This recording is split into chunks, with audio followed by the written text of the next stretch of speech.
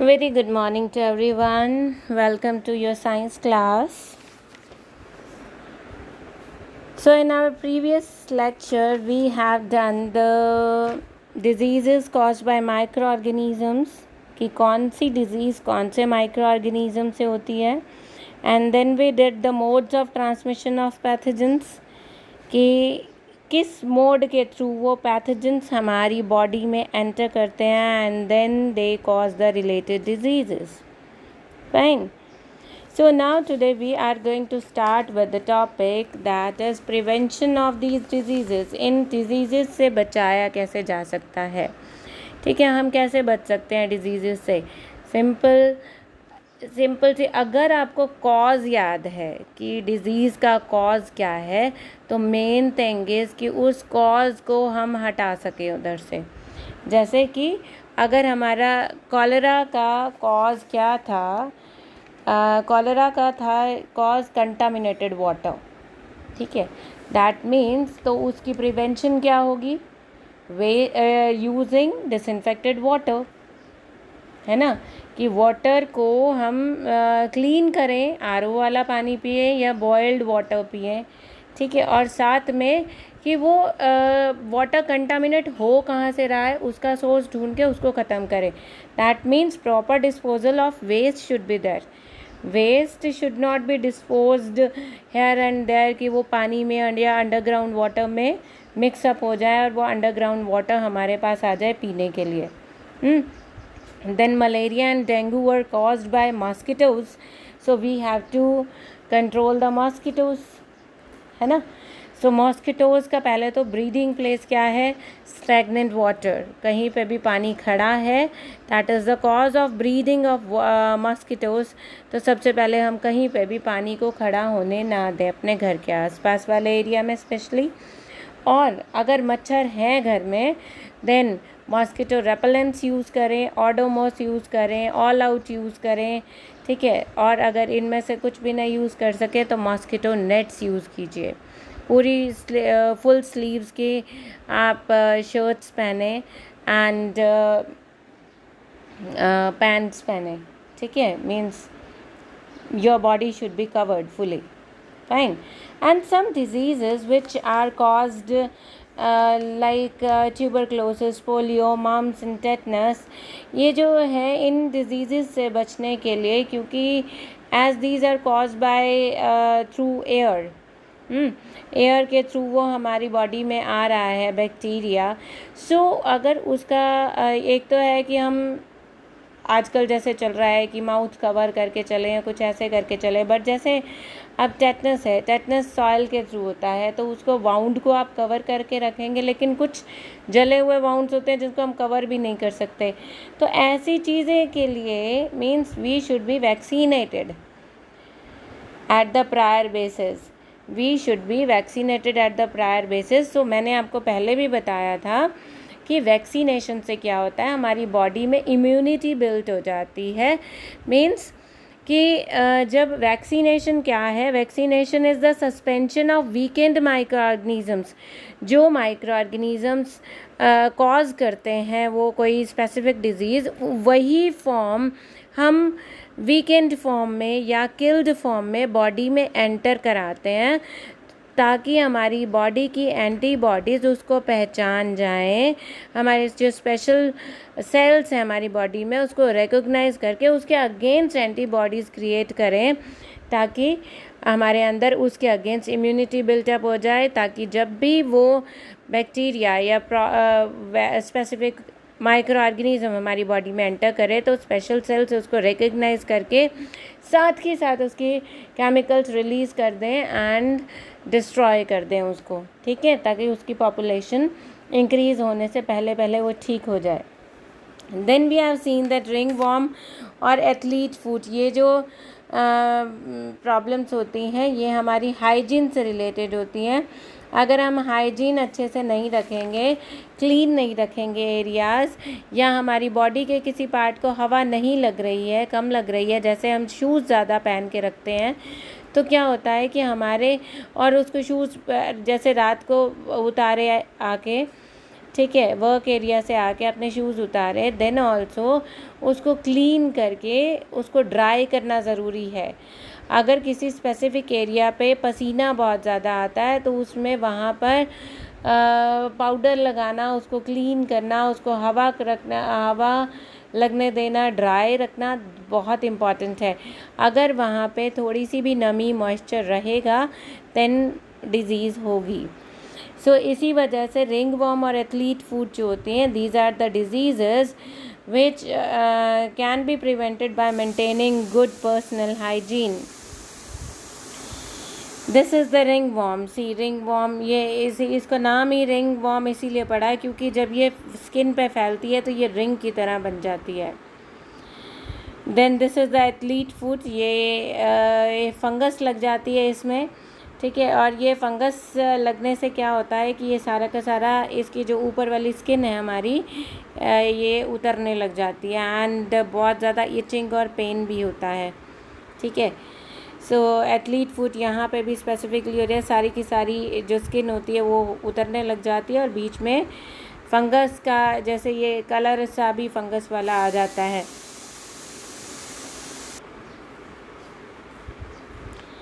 Then we are having microorganism that cause disease in animals. So micro organism अभी हम पढ़ रहे हैं कि हमारी बॉडी में, ह्यूमन बॉडी में डिज़ीज़ कॉज करते हैं, but they cause disease in animals also, ठीक है। जैसे रेबीज़ है, अ disease that affect animals like dogs, virus से होती है। Rabies also is caused by virus, तो उससे उनके जो पार्ट्स होते हैं ना, जैसे स्पेशली उनका जो माउथ एरिया होता है, उनका जो आईज़ एरिया, नोज़ एरिया, उसमें वायरस तंग करने लगती है उनको, ठीक है। अभी दिखाती हूँ आपको कैसे होता है। दैट मेनली ये जो डिजीज़ होती है डोमेस्टिक एनिमल्स को होती हैं, और सबसे बड़ी प्रॉब्लम ये है डोमेस्टिक एनिमल्स को होती है। तो पेट्स जो हैं वो ह्यूमन बींग्स के कांटेक्ट में तो आएंगे, और जैसे ही वो कांटेक्ट में आएंगे they can also get infected from those infected animals. H1V1 virus जो आया था ये भी एनिमल से आया था। कहने को तो ये वाला जो वायरस है, जो कोरोना वायरस है, वो भी कहते हैं कि एनिमल्स के थ्रू ही आया है, बट सी देखो ये जो है रेबीज़ जो है, अब ये इस डॉग के पास ये वायरस आ गया है, जो ग्रीन वाला है ये वायरस है। अब ये उसके माउथ एरिया को पूरा इन्फेक्ट कर रहा है। अब अगर कोई बच्चा इसको टच करेगा तो उसके थ्रू ये बच्चे में आ जाएगा। बच्चे को इसकी वैक्सीन या इंजेक्शन्स लगवाने पड़ेंगे, ठीक है। सबसे पहली बात है, इसके जो फर्स्ट एड करना पड़ता है अगर बच्चे को इस ऐसे किसी जानवर ने काट लिया है, क्योंकि ये स्पेसिफिकली इस एरिया में है, आप देख रहे हो कि ये इस एरिया में है। तो अगर इस एरिया के थ्रू बच्चे को ये क्योंकि ये बड़े ना इरिटेटिंग उसमें बिहेवियर हो जाता है ऐसे पेट्स का, क्योंकि ये अंदर से खुद तंग होते हैं, तो इस वजह से अगर कोई इनको छेड़ता है या कोई तंग करता है तो ये उसको काट जाते हैं, ठीक है, बिकॉज़ वो अंदर से खुद इरिटेटेड हैं। हाँ, सो इस वजह से इनके थ्रू ये उसमें आ जाते हैं। तो अब जो वाउंड है ये देखो, ये बच्चे का वाउंड है। इस वाउंड के थ्रू हमें पहले हमें इस वाउंड को क्लीन करना पड़ेगा, क्लीन करके उसके ऊपर मेडिसिन लगानी पड़ेगी। ये तो हो गया first aid, but it is very necessary कि अगर ऐसी प्रॉब्लम हो गई तो बच्चे को इंजेक्शन लगाए जाए, ठीक है। बच्चे को बहुत दर्द होगा, फीवर होगा, ये सारी चीज़ें उसको होंगी, जिससे हमें पता चलेगा that the child has got the infection, और anyone can get the infection, सिर्फ बच्चा नहीं। So this is the rabies virus होता है, virus of the central nervous system, rare among humans में नहीं होता है। कॉजेज़ मतलब ऐसा कोई एनिमल किसी को काट ले तभी होगा। Then symptoms irritability, fatigue, headache, fever, pain, itching, ये सब रेबीज़ के सिम्टम्स हैं। देन ट्रीटमेंट, मतलब साथ के साथ वाउंड को वॉश करो कि जितना ज़्यादा हम वायरस को दूर निकाल सके। जो अंदर चला गया वो मेडिकल केयर उसके लिए चाहिए, लेकिन जो बाहर है वो अंदर ना चला जाए, इस वजह से उसको साथ के साथ वॉश करके डिटोल वगैरह से क्लीन करके फिर उसको मेडिकल केयर के लिए ले जाना चाहिए। Then comes the foot and mouth disease. Foot and mouth disease देखो इस तरीके से होती है, कैटल में होती है नॉर्मली। कैटल मीन्स जैसे ये काओ बफलोज और ये सब जिससे मिल्क मिलता है, इनके थ्रू क्या होता है, मिल्क में आ जाता है और मिल्क के थ्रू बच्चों में स्पेशली चला जाता है और ये ऐसे दाने दाने और ये बहुत इचिंग सी हो जाती है, पूरी स्किन ऐसे डैमेज हो जाती है। This is the foot and mouth disease जो मिल्क के थ्रू बच्चों में आ जाती है। ये आपने याद करनी है देखो, और ये चीज़ें याद रखनी है कि बैक्टीरिया से सिर्फ 2 डिजीज़ेज़ होती हैं, एंथ्रेक्स एंड ट्यूबरक्लोसिस। ट्यूबरक्लोसिस तो आपको पता है ह्यूमन बींग्स में भी ट्यूबरक्लोसिस होती है and that too is caused by bacteria. Fine. Then fungus से भी 2 डिजीज़ होती है, ये भी सेम वैसी है जैसी उसमें ह्यूमन बींग्स में होती है, ringworm and aspergillosis. Aspergillosis human beings में नहीं होती है, पोल्ट्री में होती है। पोल्ट्री मतलब जो वो है बर्ड्स जिनसे हमें एग्स मिलते हैं। क्लियर है। बाकी डिजीज़ेस वायरस से होती है, foot and mouth disease, rabies, ठीक है, एंड कैनाइन डिस्टेम्पर। तो ये चीज़ें बेटा आप याद रख सकते हो क्योंकि कुछ जैसे ये ट्यूबरक्लोसिस, रिंगवॉर्म और फुट एंड माउथ डिजीज़ ये तो एनिमल्स में भी वही है और ह्यूमन बींग्स में भी वही है, तो उनका मेन कॉजिंग माइक्रो ऑर्गेनिज्म भी सेम है। ठीक है जी। ये होती है कैनाइन डिस्टेम्पर। कैनाइन डिस्टेम्पर में ये सारी ये देखो ये वायरस इसको डिस्टर्ब करने लगी है। इसके आइज़ का एरिया आप देख सकते हो डॉग्स में, ये वाला एरिया, ये सारा एरिया, इनके जो हेयर्स होते हैं वो सारे वहाँ से ख़त्म हो जाते हैं। ठीक है, ऐसे ये this is the canine distemper. ये एस्परगिलोसिस है, इसका नेज़ल इसके नाक पे इफ़ेक्ट होने लगता है। ठीक है जी। Then these were the diseases in the animals, और इसके माइक्रो ऑर्गेनिज्म और टेबल आप याद रखेंगे। And please draw this table in your practical notebook, fair notebook, and don't waste the line pages कि हमने कुछ लिखना नहीं है तो सारा वाइट पेजेस पे बनाए, नहीं, लाइन वाले पेजेस पे भी ये डायग्राम्स ये बनाइए आप, टेबल्स। फाइन। बिकॉज इस चैप्टर के टेबल्स बहुत इंपॉर्टेंट है, तो ये सारे टेबल्स आपकी बुक में, नोटबुक में होने चाहिए। Then we are coming to microorganism causing diseases in plants. Plants की डिजीज़ेज़ की अगर हम बात करें तो देखो हमने नॉर्मली हम प्लांट्स में तो देखते हैं कि किसी की लीव्स के ऊपर बड़े अजीब से उभरी हुई सी चीज़ें वो होती हैं, या फिर किसी की तो बड़ी हेल्दी हमें दिखाई देती है लीव्स, किसी की रिंकल्ड होती हैं, किसी के ऊपर अलग कलर सा आने लग जाता है ना। तो कईयों की ब्रांचेस बड़ी अजीब से पैटर्न में चलने लगती हैं, तो ये दैट मीन्स कहीं ना कहीं कोई ना कोई कीड़ा लगा हुआ है। जो प्लांट डिजीज़ेज़ होती हैं, these are caused by fungus, bacteria and virus। इस चीज़ को याद रखना है। तो these microorganism में रिड्यूस क्रॉप यील्ड, हमारी जो क्रॉप होती है, फसल जो होती है, फसल कम हो जाती है एंड इवन की क्रॉप्स बिल्कुल ख़त्म हो जाती है। जैसे कि 1740-41 में आयरिश फेमाइन हुई थी। ये क्या हुआ था, it is this Irish famine is related to potato crop and it is caused by the microorganism which is known as fungus। ठीक है, और इस डिज़ीज़ को हम बोलते हैं लेट ब्लाइट। तो सारे कई बार हम ये सेम डिज़ीज़ है, जैसे पोटैटोज़ को हम कई बार काटते हैं और वो बीच में से काले निकलते हैं, सेम यही डिज़ीज़ है। अंदर फंगस ख़राब करने लग जाती है पोटैटोज़ को, ठीक है, और वो बिल्कुल ब्लैक हो जाते हैं। और वो यहाँ इस टाइम पे जो डिज़ीज़ ये आयरिश फेमाइन हुई थी, यहाँ पे सारी की सारी डिज़ीज़, सारी की सारी क्रॉप ख़राब हो गई थी पोटैटोज़ की। ठीक है, तो मतलब कुछ भी पोटैटोज़ हम यूज़ नहीं कर पाए थे। इसके बाद अब आपका ये, आपको ये बहुत इम्पॉर्टेंट है, ये 3 लाइन्स आयरिश फेमाइन कब हुई, कैसे हुई, कौन सा माइक्रो ऑर्गेनिज़म और कौन सी इसकी डिज़ीज़ को क्या कहते हैं, और कौन सी क्रॉप इससे अफेक्टेड हुए। फाइन। देन आता है आपके पास ये इसका टेबल, और ये टेबल इम्पॉर्टेंट है। टेबल में ना ये इम्पॉर्टेंट है, ये सारी चीज़ें इसके थ्रू आता है। That which disease is caused by virus and causes the uneven spots and discolouration of the leaves. ठीक है, ये आपको ये लाइन के थ्रू बता देंगे, एंड हो सकता है ये भी ना बताए, और ये डिज़ीज़ की ये बता दें कि ये क्या सिम्टम्स हैं, किसके थ्रू कैसे हमें पता चल रहा है कि डिज़ीज़ हो गई है। कि appearance of uneven spot and discolouration of leaves are there, which disease is this, and which microorganism is causing. या वो हो सकता है आपको प्लांट बता दें that it is cause there on tobacco plant. ठीक है, so it is TMV, that is tobacco mosaic virus. नाम बता रहा है कि वायरस से, it is cause by virus. Then BCC आप याद करेंगे, BCC that is bacteria citrus canker. Citrus canker है तो नींबू वगैरह में होते हैं, जो भी सिट्रस फ्रूट्स होते हैं उसमें ये आते हैं। इसमें क्या होता है, इसकी लीव्स के ऊपर लेजन्स धब्बे धब्बे पड़ जाते हैं, स्टेम फ्रूट पे, और जो फ्रूट होता है ना उसके ऊपर भी ब्राउन ब्राउन कलर के दाग पड़ जाते हैं, और उसको जब हम दबाएं तो उसमें से पानी निकलता है, रस निकलता है उसका। ठीक है, सो ये चीज़ भी बड़ी इसकी याद रखनी है BCC की, एक वायरस की एक बैक्टीरिया की, बाकी सारी फंगस की हैं, तो ये आपने याद रखनी है। फंगस में भी चाहे आप इसकी इमेजेस देख लीजिए, इमेजेस से याद करिए।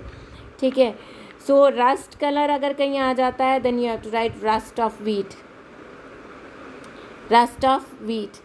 देन अगर स्मट की बात आती है, smut balls in grains that causes greenish black and then burst and infect other grains, और खुद भी फूट जाते हैं और उससे ग्रेन्स बाकी के सारे भी अफेक्ट हो जाते हैं। देन स्मट बॉल से आप याद रखेंगे स्मट ऑफ राइस। एंड अगर BCC नहीं है एंड वायरस से टोबैको मोज़ेक वायरस नहीं है तो सारा कुछ फंगस से होगा। Then red rot of sugarcane. Sugarcane तो आप सब ने देखा होगा कि कई बार हम शुगर केन या गन्ना तोड़ते हैं तो रेड कलर का निकलता है, वैसे ही नहीं खाने का मन करता, यूँ लगता है जैसे ब्लडी रेड है ना। सो इसमें भी इसके आप पढ़ लीजिए that infected stem have a dull red colour interrupted by occasional, बीच बीच में वाइट पैचेस आ जाते हैं। सो इसको आप डायग्राम से देखिए, ये टोबैको मोज़ेक वायरस है, इसमें अनइवन स्पॉट्स और लीव्स बड़ी ख़राब हो गई हैं, डिसकलरेशन हो गई है।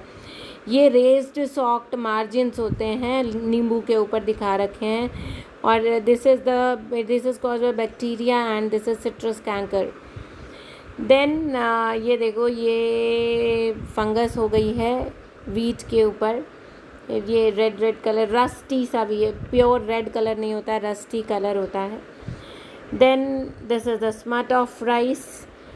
ठीक है, राइस की लीव्स सारी ख़राब हो गई हैं, इसके ऊपर और डार्क ग्रीनिश ब्लैक कलर की कुछ पैचेस से आने लग गए हैं। शुगर केन भी जब पूरा रेड हो जाता है, ये इस तरीके के आपको सिम्टम्स याद रखने हैं, और इससे माइक्रो ऑर्गेनिज्म कौन सा कॉज करा है ये याद रखना है। Fine, so this is the last topic of today's, that is food poisoning. Food poisoning, देखो, food poisoning is a disease that results from the consumption of contaminated food. Contaminated food या contaminated water अगर हम consume कर लेते हैं, खा लेते हैं, पी लेते हैं, तो हमारा पेट ख़राब होगा ही होगा। पेट ख़राब होगा तो उससे सिम्टम्स बहुत बार पूछे जाते हैं, this is very important, please write over here, most important part of this chapter.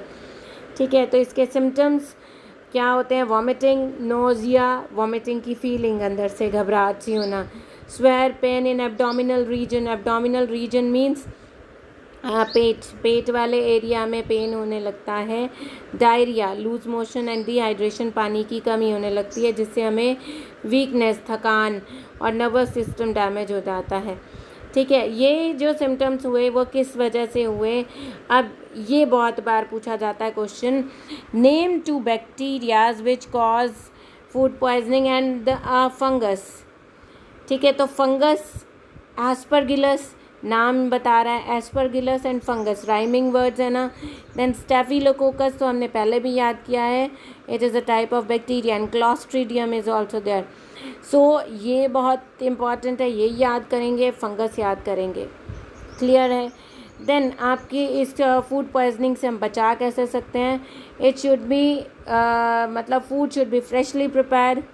ठीक है, ढका हुआ नहीं होना चाहिए, और ये नहीं होना चाहिए अगर बच गया है कुछ फूड तो उसको डायरेक्ट फ्रिज में रखो, क्योंकि लो टेम्परेचर पे बैक्टीरिया ग्रो नहीं करता है। और लार्ज पार्टीज़ या पिकनिक्स का फूड जो होता है वो प्लीज़ कम से कम खाएं। और आजकल तो वैसे ही बाहर का कुछ नहीं खाना है, ठीक है। या अगर पार्टीज़ या पिकनिक पे जो खाना खाया है वो भी अगर आप देखिए कि अगर आप बहुत, अब शादी पे आप जा रहे हो और सैलड खा रहे हो, तो सैलड आपको लगता है कि इतनी दुनिया के लिए अगर सैलड काटा गया है तो वो क्या अभी काटा गया होगा? नहीं।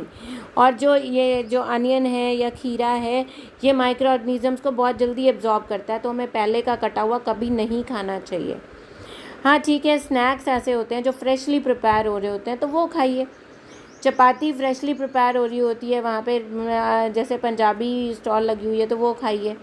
फ़िलहाल तो शादी पे नहीं जाइए, कोई शादी पे कहीं किसी ने नहीं जाना है, because it's totally unsafe at this time, ठीक है। ये जनरल बात बताई जा रही है कि अब सोच के खाते पीते होते हैं, कहीं पे भी बाहर जाते हैं, शादी पे अगर कहीं साग बना है, पालक बनी है, तो इतनी जनता के लिए साग पालक वगैरह ऐसी चीज़ें बन रही है, छोले बन रहे हैं, तो बहुत कम परसेंटेज वो ऐसी होती है कि आप ये सोच सकें कि वो पालक को बहुत अच्छे से धोया गया होगा, एक एक पत्ता साफ़ किया गया होगा, नेवर। वो गुच्छी की गुच्छी को काटते हैं और उसको काट के धो ज़रूर लेते हैं, नथिंग एल्स, ठीक है। ऐसे ही जो चने होते हैं उनको भी नहीं देखा जाता है। सो फूड पॉइजनिंग, ये पेट में दर्द हो रहा है इस बच्ची को, कंटामिनेटेड फूड उसने खा लिया है, फीवर एंड चिल्स हो सकती हैं, नोज़िया, वॉमिटिंग, ये सब सिम्टम्स हैं। ये भी देखो, इंटेस्टाइनल कॉलिक भी हो सकता है, डायरिया, हेडेक, डिजीनेस, मेडिसिन लेनी ज़रूरी पड़ जाती है, या ओवरड्यू फालतू के प्रोडक्ट्स, फालतू की चीज़ें खा लो। ये बैक्टीरिया ई कोली जो होता है, this is also bacteria and this also causes the food poisoning. Stomach में, इंटेस्टाइन में ये तंग करता है, ये याद आपको रखना है। Bacteria causing food poisoning, staphylococcus, Clostridium या ई कोली भी आप लिख सकते हो, फंगस, एस्परगिलस, ठीक है जी। Then food preservation we will do it in next lecture.